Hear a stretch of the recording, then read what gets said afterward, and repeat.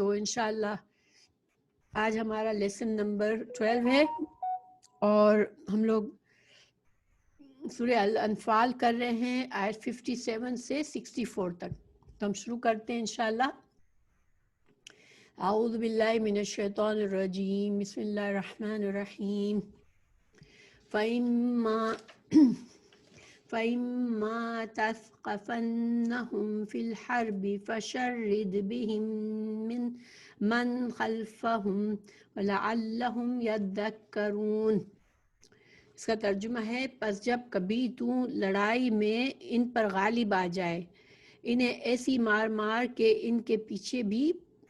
پچھلے بھی بھاگ کھڑے ہوں، ہو سکتا ہے وہ عبرت حاصل کریں.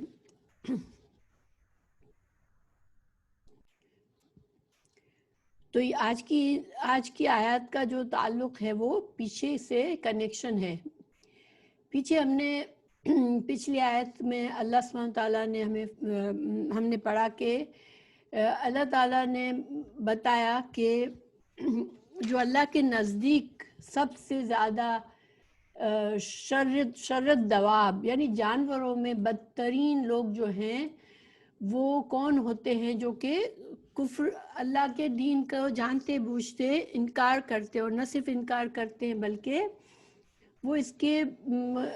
اس کو ختم کرنے کے لیے اٹھ کھڑے ہوتے ہیں، اللہ کے رسول صلی اللہ علیہ وسلم سے جنگیں کرتے ہیں اور اسلام کو ختم کرنے کی پوری کوشش کرتے ہیں.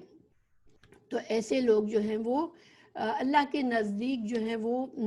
جانوروں سے بھی بدتر ہیں. پھر اللہ تعالیٰ نے ان کی ایک بدترین قسم کی ان کی ایک عادت بتائی کہ وہ ایسے لوگ ہیں جو کہ مسلمانوں سے وعدے کرتے ہیں، معاہدے کرتے ہیں، اور پھر کیا کرتے ہیں، اس کو توڑ دیتے ہیں. اب وعدے یعنی جھوٹے وعدے ہوتے ہیں ان کے، وہ وقتی طور پر وعدہ کر کے پھر اس سے ان کو وعدوں کو توڑتے ہیں اور مسلمانوں کو نقصان پہنچانے کی کوشش کرتے ہیں. ہر بار مسلمانوں سے وعدے کرتے ہیں اور اس کو توڑتے ہیں. تو وعدے کا کیا مطلب ہے کہ دیکھیں وہ زمانہ ایسا تھا، قبائلی سسٹم تھا، اور قبیلوں کو آپس میں ایک دوسرے سے حلیفانہ تعلقات قائم کرنے پڑتے تھے، معاہدے کرنے پڑتے تھے تاکہ پیس قائم رہ سکے، امن قائم رہ سکے. ورنہ ہر وقت جنگ ہوتی رہتی تھی، ایک قبیلہ دوسرے قبیلے پر قبضہ کرتا رہتا تھا. تو اس وجہ سے یہ ایک طریقہ تھا جس سے امن قائم ہو. تو جب مسلمان جو ہیں وہ مدینہ میں آپ صلی اللہ علیہ وسلم ہجرت کر کے گئے اور مسلمانوں کی ایک چھوٹی سی ریاست بن گئی مدینہ میں، تو آپ صلی اللہ علیہ وسلم نے بھی مشرکین سے صلح کے معاہدے ہوئے تھے. مدینہ میں یہودیوں کے 3 قبائل تھے.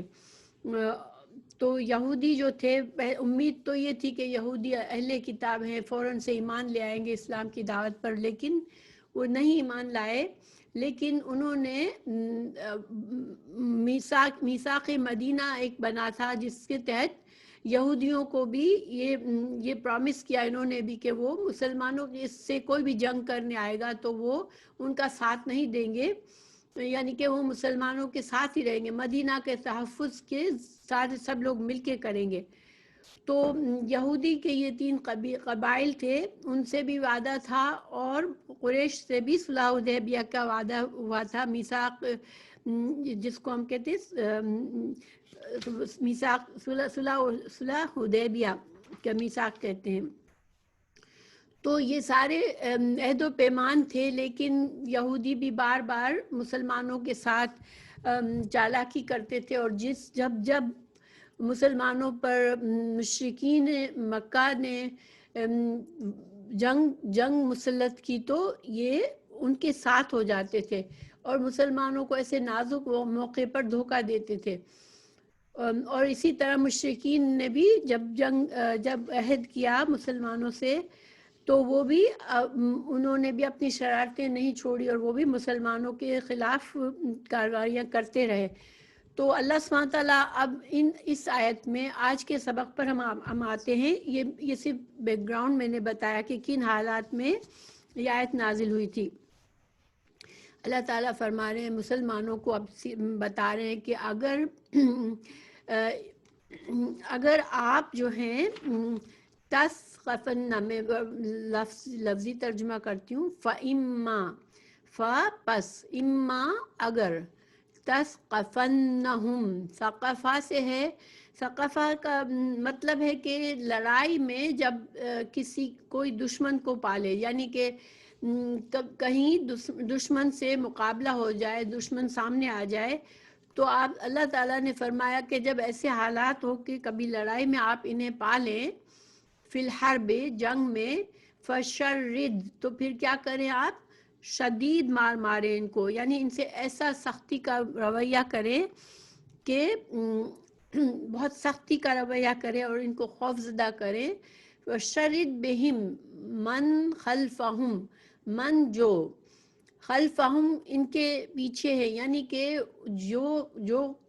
آپ سے جنگ میں آپ کے سامنے آئے،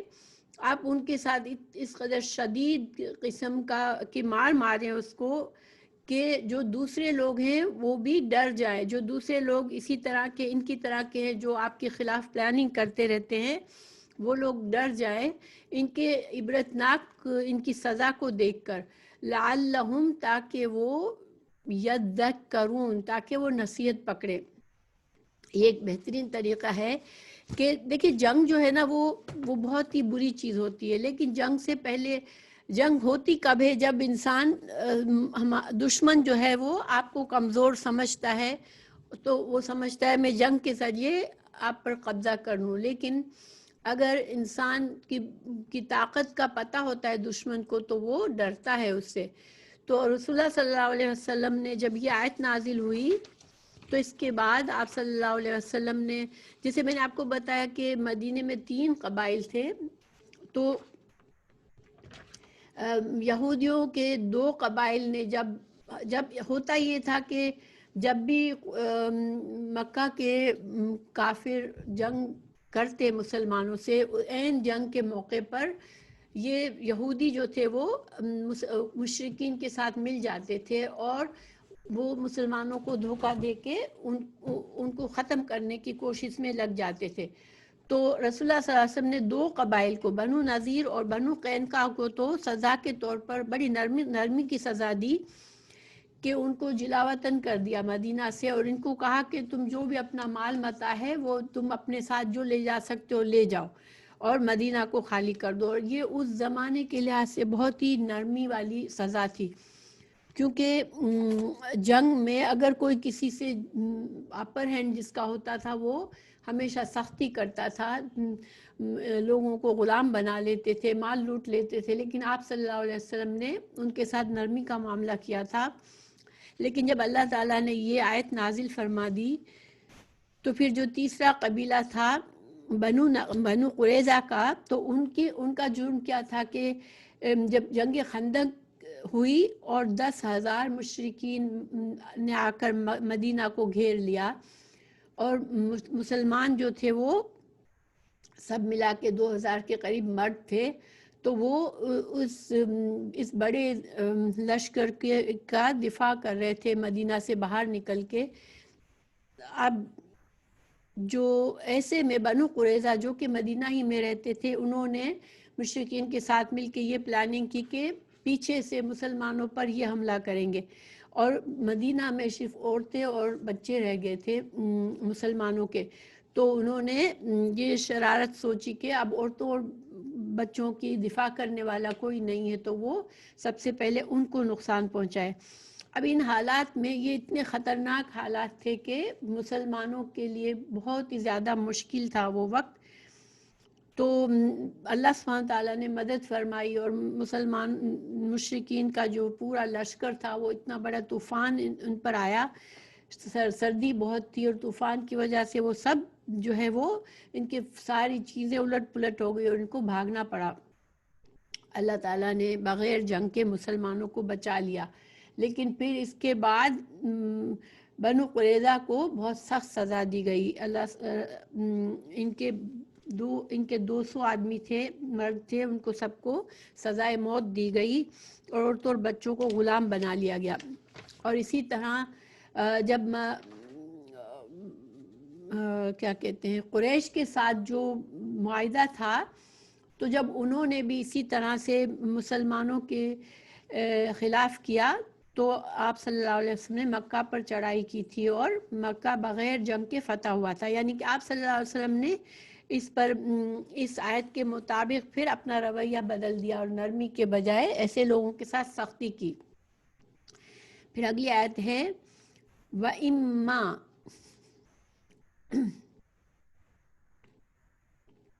اور اما اگر تخافن آپ کو خدشہ ہے، رسول اللہ صلی اللہ علیہ وسلم سے کہا جا رہا ہے اگر آپ کے دل میں یہ خوف ہے من قوم کسی قوم سے خیانتن خیانت کا فمبز تو ڈال دو پھینک دو الیہم اس کی طرف علی سوائن برابری پر ان اللہ بے شک اللہ تعالیٰ لا یحب نہیں محبت رکھتا الخائنین خیانت کرنے والوں سے اللہ محبت نہیں کرتا. اب اللہ تعالیٰ اپنے پیارے رسول صلی اللہ علیہ وسلم کو مزید گائیڈ کر رہے ہیں کہ چونکہ بہت سے لوگوں سے معاہدے تھے اور اللہ تعالیٰ فرما رہا ہے کہ ان معاہدہ جن لوگوں سے آپ کا صلح کا معاہدہ ہے، جنگ نہ کرنے کا معاہدہ ہے، اگر آپ کو ان سے ڈر لگے کہ اب ان کے کچھ حالات آپ کو ایسے نظر آئے کہ اب یہ لوگ خیانت کرنے والے ہیں، تو پھر آپ کیا کریں کہ انتظار نہ کریں کہ وہ بالکل عین وقت پر آپ کو دھوکہ دیں، بلکہ آپ اس سے پہلے ہی اس کے وعدے کو توڑ دیں اور اس کو اعلان کر دیں، اعلانیہ طور پر ان کو بتا دے کہ اب ہمارا معاہدہ اس وجہ سے ختم ہے کہ تم لوگ جو ہے وہ چالے چل رہے ہو. تو یہ ایک دیکھیں سوچنے والی بات ہے. اللہ تعالیٰ فرما رہے ہیں کہ اللہ تعالیٰ خیانت کرنے والوں کو پسند نہیں کرتا، یعنی مسلمانوں سے اللہ تعالیٰ خیانت کسی طور پر بھی نہیں پسند کرتا کہ وہ وعدے توڑیں. اس وجہ سے ان کو کہا گیا کہ آپ جو ہیں وہ چھپ کر وعدہ خلافی نہ کریں، بلکہ آپ ان کو سامنے ان کے وعدے کو توڑ کر ان کے سامنے اعلان کر دیں کہ اب ہمارا جو وعدہ تھا وہ ختم ہو گیا. تو اس کے بہت سی رسول اللہ صلی اللہ علیہ وسلم اور صحابہ کرام کے طریقے سے ہمیں پتہ چلتا ہے کہ مسلمان جو تھے وہ اسی طرح کرتے تھے کہ چھپ کر نہیں توڑتے تھے وعدے کو، جس طرح سے مشرکین کرتے تھے. حضرت معاویہ رضی اللہ عنہ کا ایک واقعہ ہے کہ وہ ان کا رومیوں سے صلح کا معاہدہ تھا اور وہ معاہدہ کی مدت ختم ہونے والی تھی، لیکن ختم ہونے سے پہلے انہوں نے بڑا لشکر لیا اور وہ ان کی یہ پلاننگ تھی کہ وہ رومیوں کی سرزمین کے قریب پہنچ جائیں اور جیسے ہی وعدے کا وقت ختم ہو تو فوراً سے ان پر حملہ کر دیں. تو اس وقت ایک صحابی جو عمر بن ابسہ تھے انہوں نے ان کو بتایا، بزرگ تھے بہت وہ، تو انہوں نے بتایا کہ نہیں، اللہ کے رسول صلی اللہ علیہ وسلم نے فرمایا ہے کہ جس کا کسی قوم سے کوئی عہد ہو تو ہرگز نہ کوئی گرہ کھولے نہ اسے باندھے یہاں تک کہ اس کی مدت ختم ہو جائے، یا برابری کی بنیاد پر اس کا عہد ان کی طرف پھینک دے. تو جب یہ حدیث یاد دلائی تو حضرت معاویہ اپنے لشکر کو لے کر واپس لوٹ گئے، کیونکہ یہ ایک طرح سے دھوکہ ہی تھا کہ بالکل تیار بارڈر پر کھڑے ہونا کسی کے کہ جس دن معاہدہ ختم ہو اس دن حملہ کر دیں گے. تو یہ چیز جو تھی وہ اسلام میں پسندیدہ نہیں کی گئی.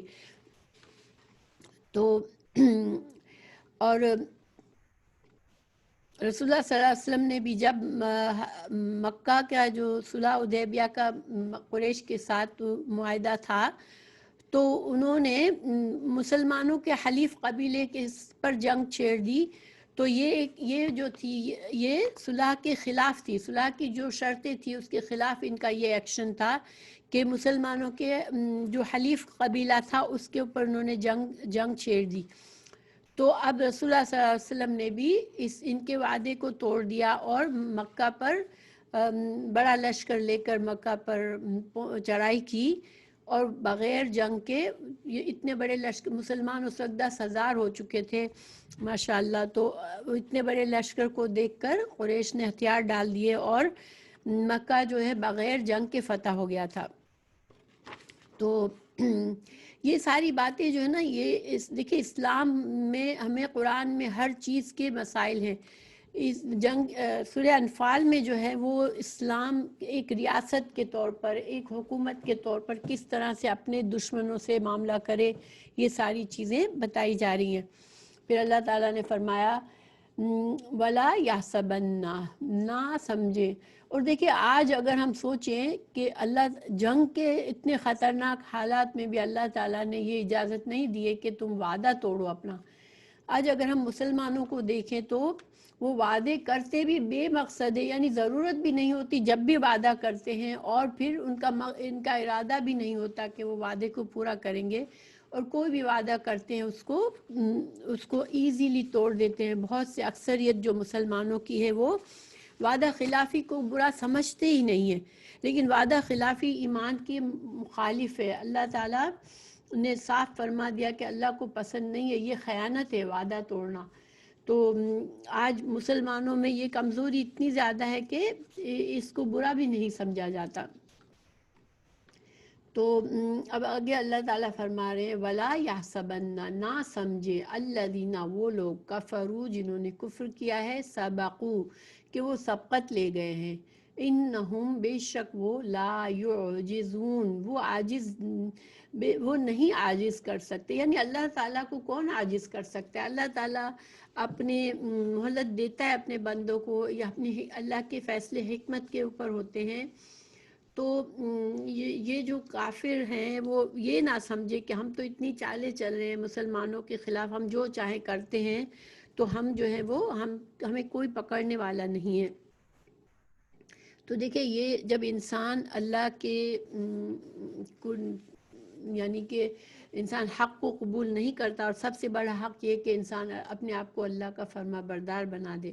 تو جب انسان اس حق کو نہیں قبول کرتا، اس کے خلاف کھڑا ہو جاتا ہے، تو پھر اس کی عقل بھی ختم ہو جاتی ہے، اور وہ اپنے آپ کو ایسا سمجھتا ہے کہ اس کو نعوذ باللہ اللہ تعالیٰ بھی اس کے اوپر کوئی کنٹرول نہیں کر سکتے، اور وہ اس حد تک وہ برائیوں میں بڑھ جاتا ہے. اللہ تعالیٰ نے یہ بات قرآن میں دوسرے مقامات پر بھی بیان کی ہے. سورہ العنکبوت میں اللہ سبحانہ تعالیٰ نے فرمایا کہ کیا جو لوگ برائیاں کر رہے ہیں انہوں نے یہ سمجھ رکھا ہے کہ وہ ہمارے قابو سے باہر ہو جائیں گے؟ یہ لوگ کیسی بری تجویزیں کر رہے ہیں. اسی طرح سورہ النور 57 میں فرمایا یہ خیال آپ کبھی بھی نہ کرنا کہ منکر لوگ زمین میں ادھر ادھر بھاگ کر ہمیں ہرا دینے والے ہیں، ان کا اصلی ٹھکانہ تو جہنم ہے جو یقیناً بہت ہی برا ٹھکانہ ہے. اسی طرح آل عمران 196 میں فرمایا تجھے کافروں کا شہروں میں چلنا پھرنا فریب میں نہ ڈال دے. اور پھر آل عمران 197 میں فرمایا یہ تو بہت ہی تھوڑا فائدہ ہے ان کا، اس کے بعد ان کا ٹھکانہ تو جہنم ہے اور وہ بری جگہ ہے. دیکھیے یہ ساری آیات میں اللہ تعالیٰ سمجھا رہے ہیں ایسے لوگوں کو کہ وہ اپنے آپ کو یہ نہ سمجھے کہ وہ اللہ کی پکڑ سے باہر ہیں. اور یہ مسلمانوں کے لیے بھی تسلی ہے. بعض اوقات ہم دیکھتے ہیں کہ بہت ہی زیادہ جو ظلم کرنے والے لوگ ہوتے ہیں، کچھ اللہ نے ان کو بہت سی نعمتیں دی ہوئی ہوتی ہیں اور وہ بہت غلط کام کر رہے ہوتے ہیں، کئی لوگوں کو دکھ دے رہے ہوتے ہیں، تو ان کو یہ خوف نہیں ہوتا کہ اللہ ان کو پکڑے گا. لیکن اللہ سبحانہ تعالیٰ اگر دنیا میں اس کو مہلت دے بھی رہا ہے تو آخرت میں اس کو سزا ملے گی. بہت سے لوگوں کو اللہ تعالیٰ دنیا میں ہی پکڑتا ہے، یعنی انسان کی رسی اتنی لمبی ہے جتنی اللہ تعالیٰ اس کو ڈھیل دے دے. جس وقت اللہ سبحانہ تعالیٰ نے اس رسی کو کھینچا اور تنگ کر دیا تو اس وقت انسان جو ہے وہ بے بس ہو جاتا ہے. مگر انسان جب دشمنی پر آتا ہے، حسد پر آتا ہے، کفر پر آتا ہے، تو اس کی عقل اس کو یہ ساری باتیں نہیں سمجھاتی. بہرحال اللہ تعالیٰ نے ہم مسلمانوں کو بھی تسلی دی، کیونکہ دیکھیں ہم تو وہ جو حالات تھے، اتنے سخت حالات تھے، ہر جگہ ہر طرف دشمنوں میں گھرے ہوئے چھوٹی سی ایک اسلامی ریاست تھی، اور اتنی چالیں چلی جا رہی تھیں، اتنا کچھ مسلمانوں کے خلاف کیا جا رہا تھا، تو یہ آیات سے ان کو تسلی دی جا رہی ہے۔ تو آج بھی ہم سوچ سکتے ہیں کہ اسلام جو ہے وہ مسلمانوں پر کئی جگہوں پر بہت کچھ زیادتیاں ہوتی ہیں، مگر آج مسلمانوں کو اپنے آپ کو صحیح کرنے کی ضرورت ہے۔ یہ ان کا حال تھا کہ دیکھیں ایسے حالات میں بھی اللہ تعالیٰ کا حکم ہے کہ تم وعدہ نہ توڑو، تو انہوں نے اس کا پاس کیا۔ تو اگر آج مسلمان سدھر جائے تو انشاءاللہ اللہ تعالیٰ بھی ہمارے حالات کو بدل دیں گے۔ پھر اللہ سبحانہ تعالیٰ نے فرما رہے ہیں مسلمانوں کو، اب جو ہے وہ ان کو بتا رہے کہ تم کیا کرو، نا امید نہ ہو، مگر تم کرو کیا، کرنے کا کیا کام ہے وہ اللہ تعالیٰ سمجھا رہے ہیں۔ وَأَعِدُّوا تم تیار رکھو۔ عددہ سے جو تیاری ہوتی ہے وہ ایسی تیاری ہوتی ہے کہ ایک چیز کو بہت گن گن کے اور کثیر تعداد میں بہت زیادہ تم تیاری کرو، لہم ان کے لیے، مستطعتم جو بھی تمہاری استطاعت ہے، من قوتن قوت میں سے۔ یہاں پر قوتن جو ہے نا یہ کیا ہے، نکیرہ ہے نا، نکیرہ تنوین سے آپ کو پتہ چلتا ہے کہ یہ نکیرہ ہے۔ تو نکیرہ کا مطلب ہوتا ہے کوئی بھی، ٹھیک ہے، لیکن جب بھی کوئی اسم نکیرہ ہوتا ہے اس کے اوپر من آ جاتا ہے تو پھر یعنی کہ کوئی بھی چیز، اس میں وسعت اور بڑھ جاتی ہے کہ ہر طرح کی تیاری کرو، تم ہر قسم کی جو بھی تیاری تم کر سکتے ہو وہ کرو۔ وَمِن رباط الخیل، رباط الخیل سے مطلب ہے کہ گھوڑے، جنگی گھوڑے، لیکن آج کے دور میں ہم اس کی جگہ پر یہ ساری چیزیں جو بھی جنگ میں استعمال ہوتی ہے، مثلا فوجی گاڑیاں، ٹینک، بختر بند گاڑیاں اور جنگی جہاز، آبدوزے جو سب مرین ہوتی ہے نا، جنگی سب مرین ہوتی ہے، بحری بیڑے ہوتے ہیں، جاسوسی کے آلات ہوتے ہیں، ہر چیز مسلمانوں کو چاہیے کہ وہ تیار رکھے اپنی قوت کے مطابق۔ ترہبونا، کیونکہ جب مسلمان اس طرح سے تیار ہوں گے تو ان کا ایک رعب ہوگا اور دشمن ان سے ڈریں گے۔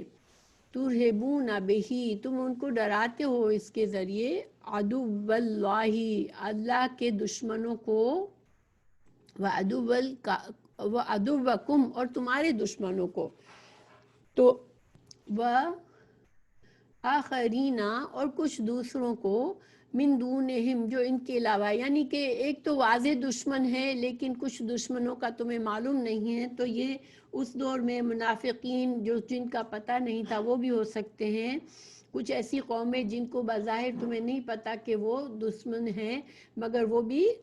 تمہاری دل میں، اپنے دلوں میں دشمنی رکھ رہے ہیں۔ اور آج کل ہم بھی جیسے اگر دیکھیں کہ اسلام کے جو دشمن قومیں ہیں بظاہر پتہ نہیں چلتا، بہت سی قوموں کا، بہت سی لوگوں کا پتہ چلتا ہے، لیکن حالات جب بدلتے ہیں تو اندازہ ہوتا ہے کہ یہ بھی ہمارے دشمن ہیں۔ تو جو تمہارے دشمن ہیں وہ سب جو ہیں وہ کیا ہوں گے، وہ ڈریں گے تمہاری اگر تیاری ہوگی تو۔ تم ان لوگوں کو نہیں جانتے، لا تعلمونہم، تم ان لوگوں کو نہیں جانتے جو چھپے ہوئے دشمن ہیں، مگر اللہ یعلمہم، لیکن اللہ ان کو جانتا ہے۔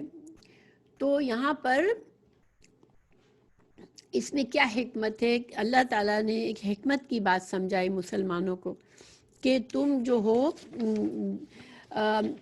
تم اپنے آپ کو اتنا مضبوط دکھاؤ، تم خود جو ہے یہ ساری اپنی فوجی تیاریاں مکمل رکھو، تو اس سے کیا فائدہ ہوگا کہ دشمن تم پر چڑھائی نہیں کرے گا، وہ لڑے گا نہیں تم سے آ کر، کیونکہ وہ تم سے ڈرے گا۔ دیکھیں جنگ جو ہوتی ہے نا وہ کبھی بھی اچھی نہیں ہوتی، جنگ میں ہمیشہ نقصان ہوتا ہے، یعنی کہ چاہے جیت جائے اللہ تعالیٰ، چاہے غلبہ بھی دے دے، لیکن پھر بھی جنگ ایک مشکل چیز ہے۔ تو اللہ تعالیٰ نے ایک طرح سے یہ بتایا کہ تم جنگ کرنے کے بجائے تم اپنے آپ کو اتنا مضبوط دکھاؤ کہ تمہارے دشمن ڈر کے مارے تمہارے ساتھ چالیں ہی نہ کرے، تمہارے ساتھ کوئی ایسی جرأت نہ کرے کہ وہ تم پر جنگ مسلط کر دیں۔ تو یہاں پر حدیث بھی ہے، رسول اللہ صلی اللہ علیہ وسلم نے جب یہ آیت پڑھی، ایک بار آپ نے یہ آیت پڑھی اور آپ نے 3 بار فرمایا کہ یاد رکھو اصل قوت رمیون ہے، تو رمیون کیا ہے؟ تیر اندازی کو رمیون کہا جاتا ہے. تو پھر تیر اندازی سے ایسی بھی جو بھی چیزیں جو دور سے پھینک کر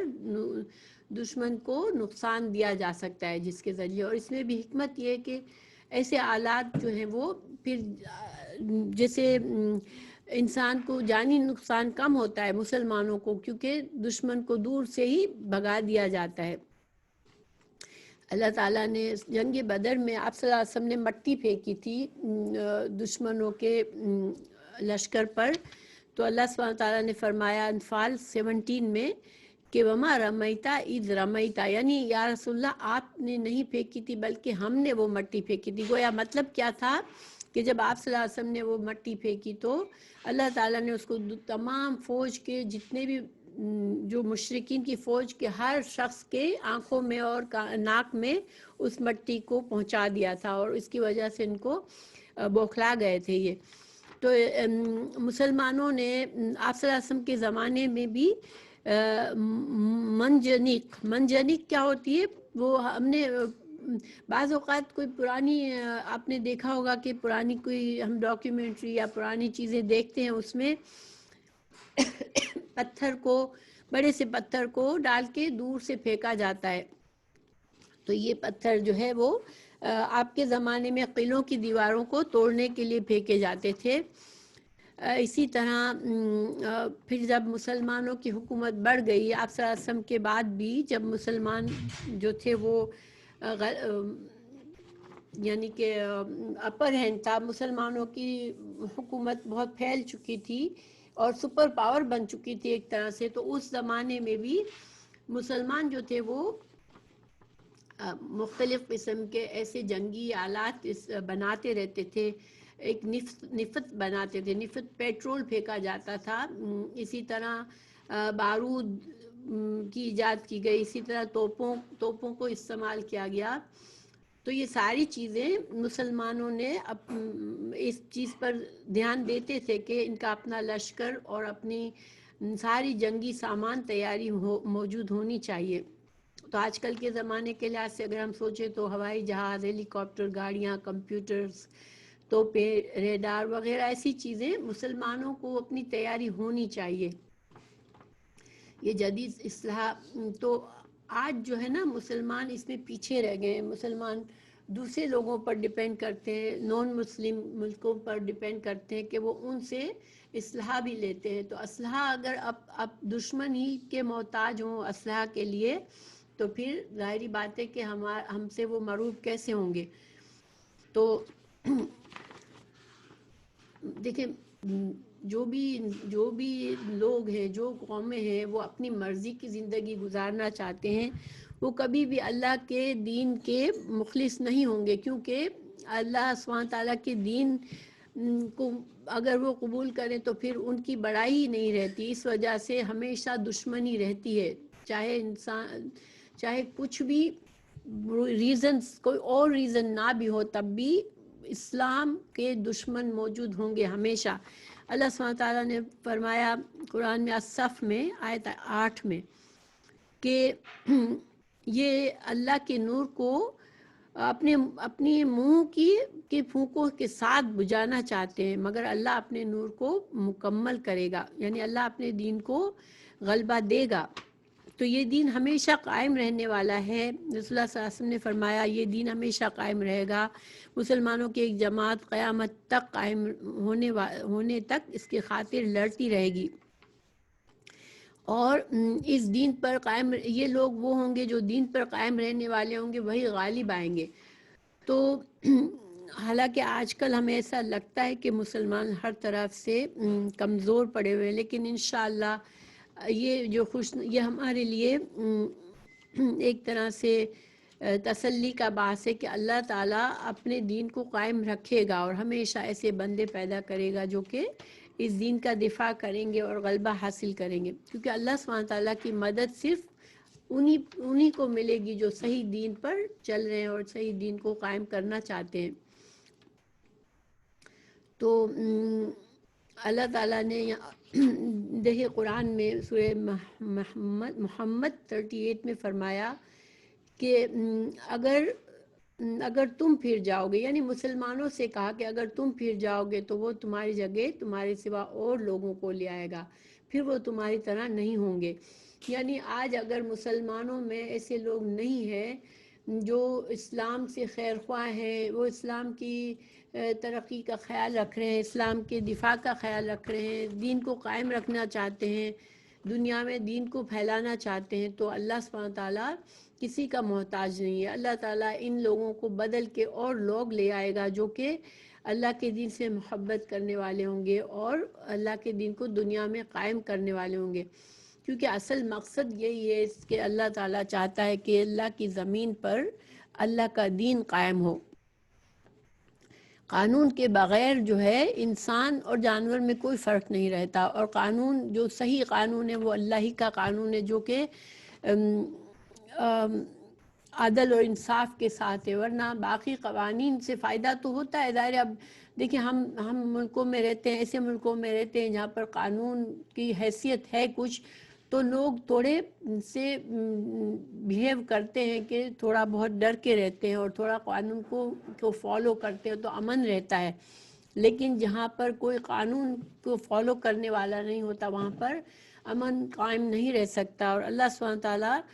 کہ چاہتا یہی ہے کہ دنیا میں امن سے لوگ رہیں اور دنیا میں اللہ کا قانون قائم ہو۔ اسی وجہ سے اللہ تعالیٰ ہمیشہ ان لوگوں کی مدد کرے گا جو اللہ کے دین کا دفاع کریں گے۔ تو اسی لیے اللہ تعالیٰ آگے فرما رہے ہیں وما تنفقوا، تم جو کچھ خرچ کرو گے، من شیء، کوئی بھی چیز، فی سبیل اللہ، اللہ کے راستے میں، یوفا، پورا پورا دیا جائے گا، الیکم، تمہاری طرف، وانتم لا، اور تم لا تظلمون، اور تم پر تم ظلم نہ کیے جاؤ گے۔ یعنی کہ ان چیزوں میں دائرے کے خرچ کرنا پڑتا ہے پیسہ، لوگوں کو پیسہ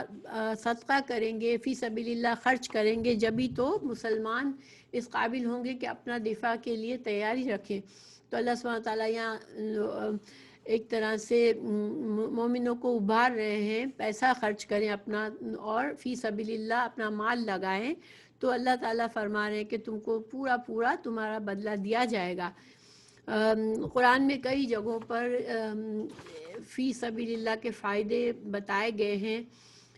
سورہ آل عمران میں اللہ تعالیٰ نے فرمایا جو لوگ اپنا مال، نہیں یہ سورہ بقرہ کی آیت نمبر 261 میں، جو لوگ اپنا مال اللہ تعالیٰ کی راہ میں خرچ کرتے ہیں، اس کی مثال اس دانے جیسی ہے جس میں سے 7 بالیاں نکلیں اور ہر بالی میں 100 دانے ہوں۔ اللہ تعالیٰ جسے چاہے بڑا چڑھا کر دے، اور اللہ تعالیٰ کشادگی والا اور علم والا ہے۔ تو ہمیں بھی اس طرف دھیان دینا چاہیے کہ ہم فی سبیل اللہ کے صدقہ کرتے رہیں، اور اللہ تعالیٰ جنرلی تمام مسلمانوں کو یہ توفیق دے کہ اپنے آپس کے اختلافات کو چھوڑ کر مسلمانوں کو مضبوط قوم جماعت بن جائے مسلمانوں کی، اور کوئی دنیا میں ظلم نہ ہو بلکہ اللہ کا دین قائم ہو سکے۔ پھر اب اللہ سبحانہ تعالیٰ نے چونکہ پیچھے اللہ نے بتایا کہ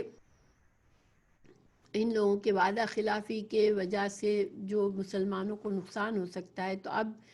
اللہ تعالیٰ مسلمانوں کو انکریج کر رہا ہے کہ یہ نہیں کہ تم کو کسی سے وعدے نہیں کرنے، معاہدے نہیں کرنے ہیں، بلکہ یہ ایک اچھی چیز ہے۔ تو اللہ تعالیٰ اس پر بتا رہے کہ وَإِن، اور اگر جنحوا، وہ مائل ہوں، للسلم، سلامتی کی طرف، یعنی کہ صلح کی طرف، فجنح، تو پھر تم بھی مائل ہو جاؤ، لہا، اس کے لیے، وتوکل، اور بھروسہ کرو، علی اللہ، اللہ پر، انہو، بے شک وہ، هو السمیع العلیم، سننے والا اور وہ بہت جاننے والا ہے۔ تو یہاں پر مسلمانوں کو یہ بتایا جا رہا ہے کہ آپ پہلے دیکھیں پچھلی آیت میں کہا کہ تم اپنی پوری تیاری رکھو جنگ کی تاکہ دشمن تم سے ڈرے، ٹھیک ہے۔ تو جب ظاہری بات ہے کہ اگر مسلمان مضبوط ہوں گے تو دشمن جو ہے وہ صلح کی پیشکش کریں گے کہ ہمیں، کیونکہ صلح وہی کرنے کی پیشکش کرتا ہے جو خود کو کمزور سمجھتا ہے، تو وہ تم سے صلح کرنے کے لیے آئیں گے۔ تو اگر وہ آئیں صلح کرنے کے لیے تو پھر آپ جو ہے وہ صلح کر لیں اور اللہ پر بھروسہ کریں۔ تو صلح کا کیا فائدہ ہے؟ اللہ تعالیٰ نے صلح حدیبیہ کو فتح المبین کہا، کیونکہ جب صلح ہوتی ہے، جنگ جو ہے نا وہ ایسے حالات اس میں ڈسٹرکشن ہوتا ہے، دونوں طرف ڈسٹرکشن ہوتا ہے اور نقصان، جانی اور مالی نقصان ہوتا ہے جس کا کوئی فائدہ نہیں ہوتا۔ لیکن صلح کا فائدہ یہ ہے کہ صلح کے حالات میں مسلمانوں کے لیے خاص طور سے یہ آسان ہو جاتا ہے کہ اپنے دین کو کی اشاعت کر سکیں اور تبلیغ ہو سکے، اور غیر نون مسلم جو کہ اسلام سے کہ دبے ہوئے ہیں یا صلح کیے ہوئے ہیں، ان کو مسلمانوں کے اچھے اخلاق کا اور اچھی تعلیمات کا پتہ چل سکے کہ اسلام ہے کیا چیز، اسلام کی خوبیاں ان پر واضح ہوں گی تو شاید وہ بغیر کوئی جنگ کے بھی وہ اسلام کی طرف مائل ہو جائیں گے اور اسلام میں آنے کا اس سے امید بڑھ جائے گی۔ اور یہی ہوا تھا جب صلح حدیبیہ ہوئی تھی، تو آپ صلی اللہ علیہ وسلم کو تھوڑا موقع ملا تبلیغ کرنے کا سکون سے، تو پھر بہت زیادہ فائدہ ہوا تھا اور بہت سے عرب قبائل جو تھے وہ اسلام میں آ گئے تھے۔ تو پھر اللہ سبحانہ تعالیٰ فرما رہے ہیں کہ اِنَّهُ هُوَ السَّمِيعُ الْعَلِيمُ، اللہ تعالیٰ سننے والا اور جاننے والا، یعنی اللہ تعالیٰ تم کو بھی دیکھ رہا ہے، تمہاری نیتوں کو، تمہاری کوششوں کو، لیکن تمہارے دشمنوں کو بھی دیکھ رہا ہے۔ تو اگر وہ تم سے صلح کرنے کے لیے آ رہے ہیں تو اللہ تعالیٰ کی جانتا ہے ان کے ارادوں کو، ان کی چالوں کو سب جانتا ہے، تو تم صلح کر لو۔ لیکن یہ نہیں کہ دیکھیں صلح جو ہے کس وقت اللہ تعالیٰ کے لیے کے نزدیک پسندیدہ ہے، جب مسلمان مضبوط ہوں، ٹھیک ہے، اور دشمن جو ہے وہ مسلمانوں کی طاقت سے ڈر کر صلح کرے۔ لیکن جب مسلمان کمزور ہیں، وہ اپنے حالات بھی نہیں سدھار رہے اور اس وقت بزدل بن کر صلح کر کے بیٹھے رہیں گے تو اس سے فائدہ نہیں ہے، ٹھیک ہے، کیونکہ پھر تو وہ مغلوب ہو جائیں گے اور دشمن کے حوصلے اور بڑھ جائیں گے اور اسلام کو پھیلنے کا موقع نہیں ملے گا، بلکہ ایک طرح سے اسلام کی وہ شان نہیں رہے گی کہ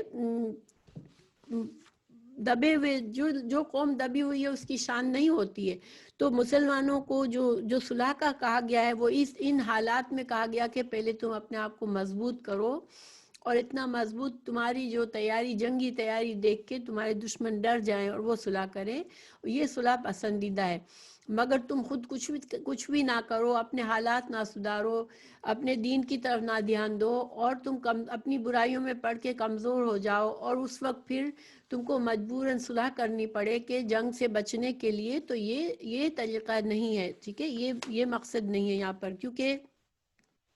سورہ محمد میں آیت 35 میں اللہ تعالیٰ نے فرمایا کہ تم بزدلی سے صلح کی طرف مائل نہ ہو جاؤ، جبکہ اللہ تمہارے ساتھ ہے اور وہ تم کو فتح دے گا، کیونکہ اللہ اپنے دین کا دفاع کرنے کا وعدہ کر چکا ہے اور اللہ تعالیٰ مومنوں کے ساتھ ہے۔ تو مومن کبھی بھی ڈر کر صلح نہیں کرتا، بلکہ اگر اس کے حالات برے ہیں تو وہ دیکھتا ہے کہ وہ اپنے آپ کو کس طرح سے سدھارے۔ جب مسلمان صحیح دین پر آ جائیں گے اور اسلام کو مضبوطی سے تھام لیں گے تو پھر مضبوط قوم ہو جائیں گے، اور اس وقت صلح جو ہے وہ فائدہ مند ہے۔ پھر اللہ تعالیٰ فرما رہا ہے وَإِن يُرِيدُوا، اگر وہ چاہیں، أَن يَخْدَعُوكَ،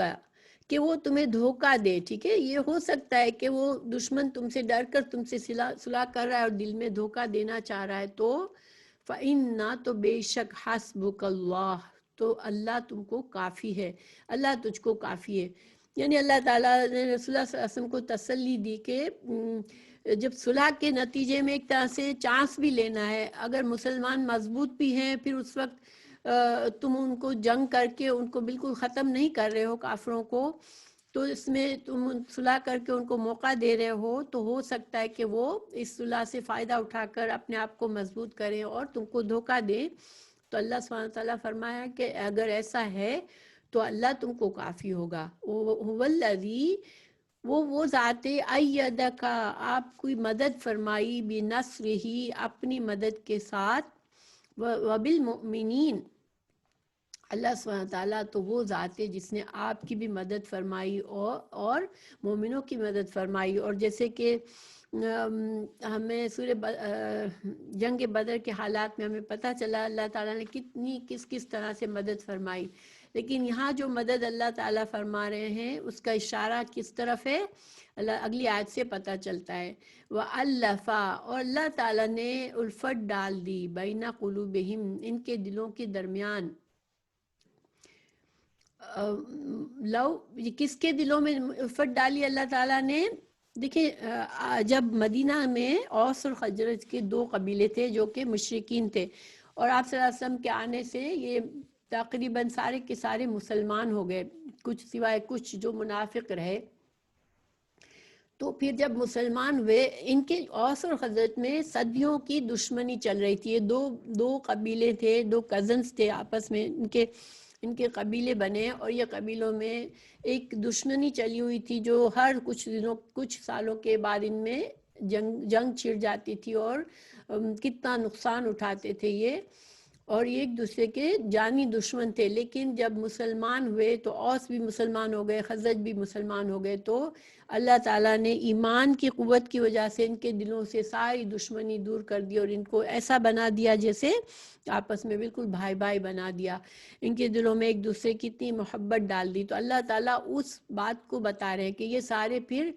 نہ صرف آپس میں اتنے محبت ان کی ہو گئی، بلکہ وہ رسول اللہ صلی اللہ علیہ وسلم کے مضبوط ساتھی بن گئے.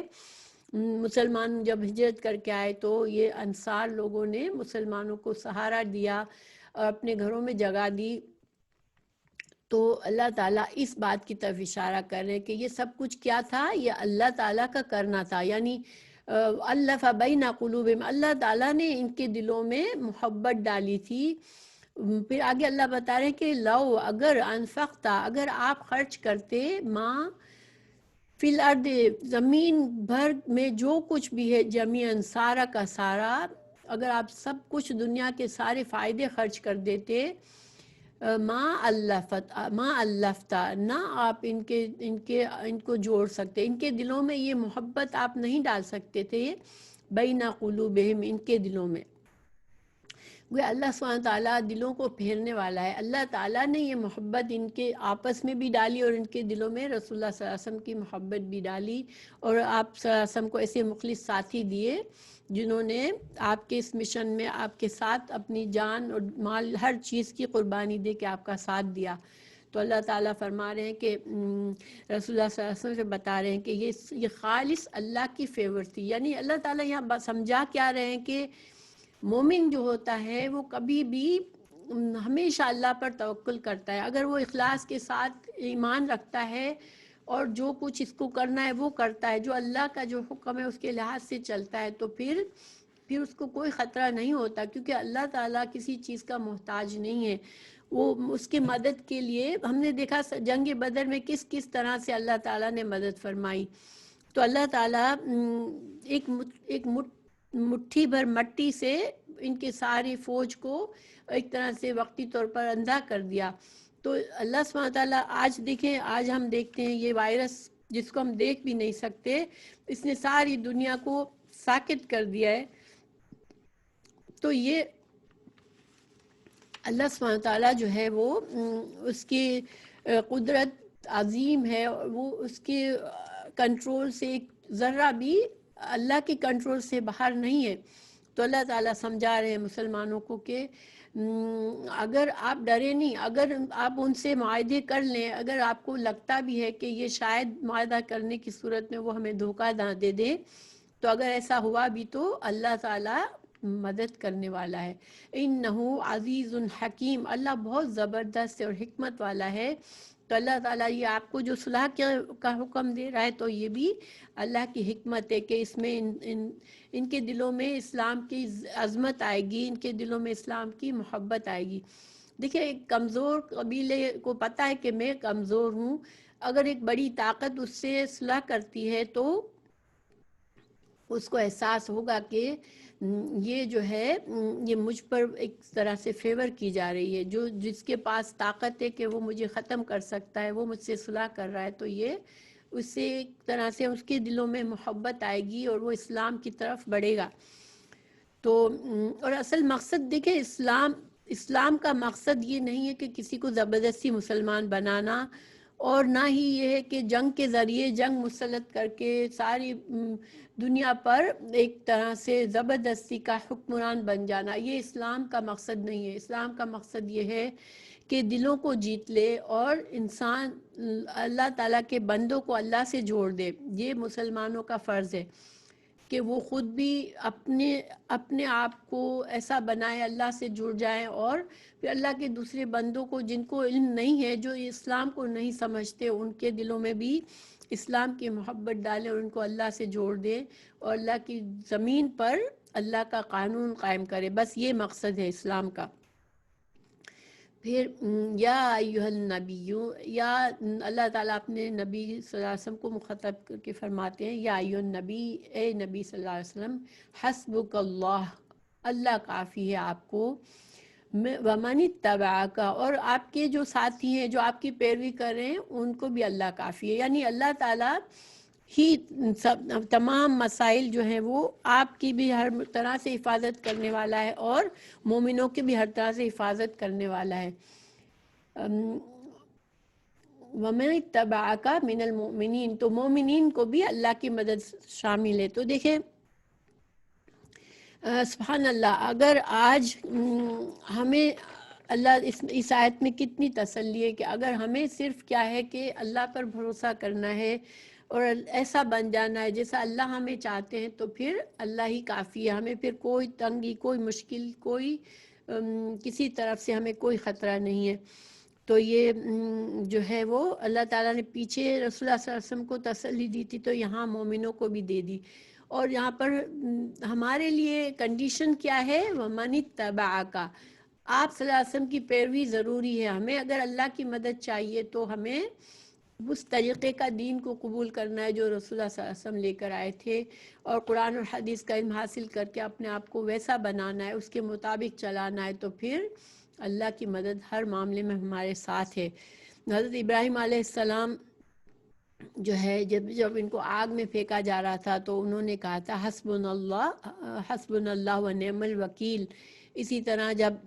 رسول اللہ صلی اللہ علیہ وسلم احد میں جب کافر کے بڑا لشکر جب تھا، مسلمان اس وقت پہلی دفعہ مسلمان، چونکہ کچھ مسلمانوں کی غلطی سے ہار ہو گئی، شکست ہو گئی مسلمانوں کو، اور لیکن اللہ تعالیٰ نے کافروں کو پھر بھی دل میں خوف ڈالا کہ وہ چلے گئے، لیکن پھر یہ افواہ آئی کہ کافر اب جمع ہو کے دوبارہ آ رہے ہیں. تو اس وقت برے حالات، مسلمان بہت خستہ حالت میں تھے، لیکن آپ صلی اللہ علیہ وسلم نے فرمایا حسبنا اللہ و نعم الوکیل. تو یہ دعا بہت زبردست پاورفل ہے کہ اس کا مطلب ہے کہ اللہ ہی ہم کو کافی، اور وہ بہت ہی اچھا کارساز ہے. اللہ تعالیٰ نے قرآن میں کئی جگہوں پر اس قسم کی آیت نازل فرمائی ہے، وَعَلَى اللَّهِ فَلْيَتَوَكَّلِ الْمُتَوَكِّلُونَ، اور مومن جو ہے وہ اللہ ہی پر توکل کرتا ہے. اور دوسری جگہ سورہ مائدہ میں فرمایا وَعَلَى اللَّهِ فَتَوَكَّلُوا إِن كُنتُم مُؤْمِنِينَ، اگر تم مومن ہو، ایمان کا تقاضا یہ کہ تم اللہ پر بھروسہ کرو. اللہ پر جب بھروسہ انسان کرتا ہے تو پھر اسے کوئی بھی نقصان نہیں پہنچانے والا ہوتا ہے. اور جب ظاہری بات ہے بھروسہ وہی کرے گا جس کا دل خالص ہوگا، جو خود صحیح طرح سے دین کی پیروی کر رہا ہوگا، پھر وہ اللہ پر بھروسہ کرے گا. سورہ آل عمران 160 میں فرمایا اگر اللہ تمہاری مدد کرے تو کوئی تم پر غالب آنے والا نہیں، اور اگر وہ تمہارا ساتھ چھوڑ دے تو وہ کون ہے جو اس کے بعد تمہاری مدد کرے گا. اور اللہ ہی پر لازم ہے کہ مومن بھروسہ رکھیں. تو اللہ سبحانہ تعالیٰ ہمیں سچا مومن بنائے اور اللہ پر بھروسہ کرنے والا بنائے انشاءاللہ، آمین. تو ہمارا آج کا لیسن مکمل ہوا. میں اس پاس کرتی ہوں. اگر آپ لوگوں کو کوئی کامنٹ کرنا ہے یا کوئی بات کرنی ہے تو انشاءاللہ